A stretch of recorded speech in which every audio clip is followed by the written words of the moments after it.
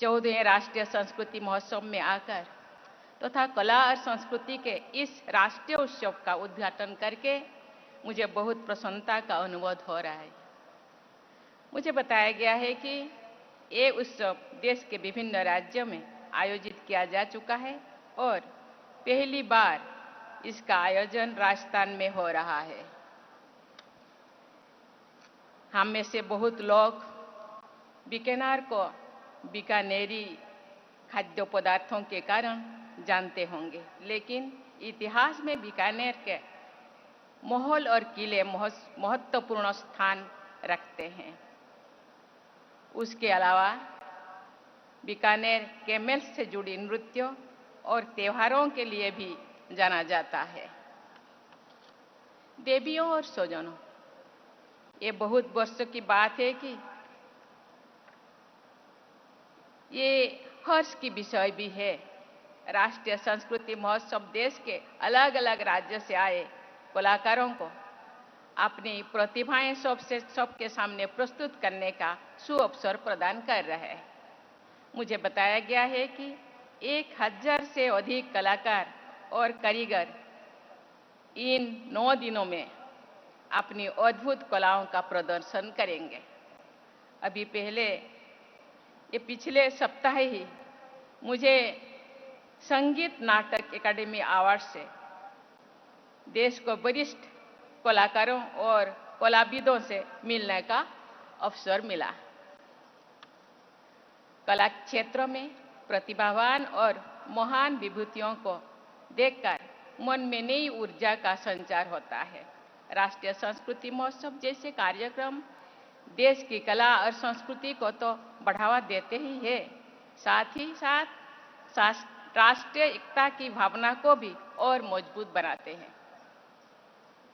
इस तरह के सांस्कृतिक आयोजनों से हमारा देशवासियों को हमारी संपन्न तथा समृद्ध संस्कृति और विभिन्न क्षेत्रों की विशेषताओं को जानने और समझने का अवसर भी मिलता है। मैं संस्कृति मंत्री, संस्कृति राज्य मंत्री और मंत्रालय की पूरी टीम को इस महोत्सव के लिए और इस आयोजन के लिए बहुत बहुत बधाई देती हूँ। देवियों और स्वजनों, प्राचीन काल से ही हमारी कला शैली उच्च स्तर की रहा है। सिंधु घाटी की सभ्यता के समय से ही नृत्य, संगीत, चित्रकारी, वास्तुकला जैसे अनेक कलाएं भारत में विकसित थी। भारतीय संस्कृति में आध्यात्म को भी महत्वपूर्ण भूमिका है। सृष्टि की प्रत्येक रचना कला का अद्भुत उदाहरण है।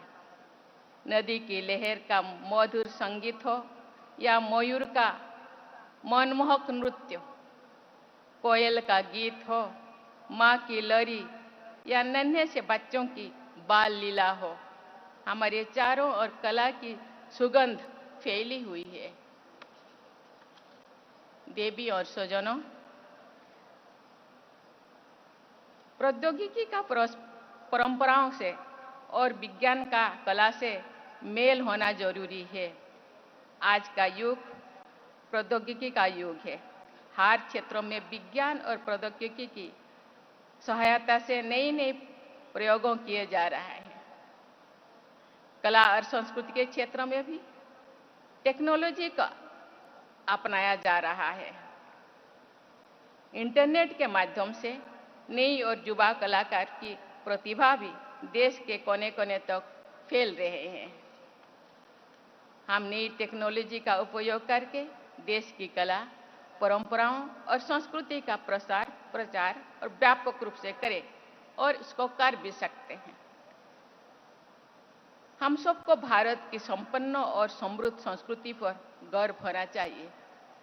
साथ ही हमें अपनी परंपराओं में नए विचारों और नई सोच को स्थान देना चाहिए, जिससे हम अपने युवाओं और आने वाली पीढ़ियों को भी इन परंपराओं से जोड़ सकते हैं। हमारे युवा और बच्चे देश की अनमोल विरासत के महत्व को समझे, ये बहुत आवश्यक है।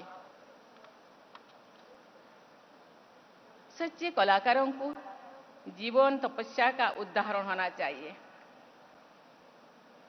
सोचिए, कलाकारों का जीवन तपस्या का उदाहरण होना चाहिए। किसी भी काम को कंसंट्रेशन और डिवोशन के साथ कैसे किया जाता है, ये सीख हम कलाकारों से ले सकते हैं। खास तौर पर हमारी युवा पीढ़ी को हमारी कलाकारों से बहुत कुछ सीखने को है। मैं कहना चाहूंगी कि ऐसे अधिक से अधिक कार्यक्रम और कार्य शैली आयोजित किया जाए, जिसके माध्यम से युवाओं और अनुभवी कलाकारों के बीच विचारों और प्रतिभाओं का आदान प्रदान हो सके। आज के डिजिटल युग में हमें ये भी देखना होगा कि कैसे हम नई पीढ़ी के निरंतर अभ्यास और मेहनत करने की प्रेरणा दे सके। अभी हम गांव के रहने वाले हैं। गांव में ऐसे संगठित कलाकार नहीं है, लेकिन कला भर भर कर गांव में रहते हैं। उसी कलाकारों को भी हम लोगों को प्रोत्साहित करने की जरूरत है।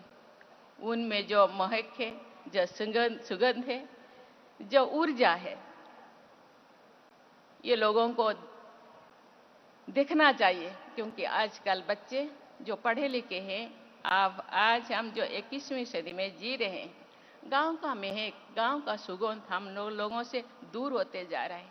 वहाँ जो कला निहित है, उस कला को भी सामने लाना चाहिए। ये शायद इसका एक ही उदाहरण है, ज्वलंत उदाहरण है, जो कला संस्कृति विभाग सामने हम लोगों के सामने ला रहे हैं। आज के लोगों का जीवन और समय बहुत तेजी से भाग रहा है, इसलिए अपनी कला और संस्कृति के धरोहर को आने वाली पीढ़ियों तक पहुंचाना आसान नहीं है। यहाँ उपस्थित महान विभूतियां, विद्वानों, कला प्रतिभाएं, कलाकारों को मैं ये काम सौंपना चाहती हूँ। ये गांव-गांव में जो कला प्रतिभा है, जाकर ढूंढे, देखे, संजोए और लोगों के सामने लाए। जो नया युवा पीढ़ी है, मुझे लगता है उनको अच्छा लगेगा।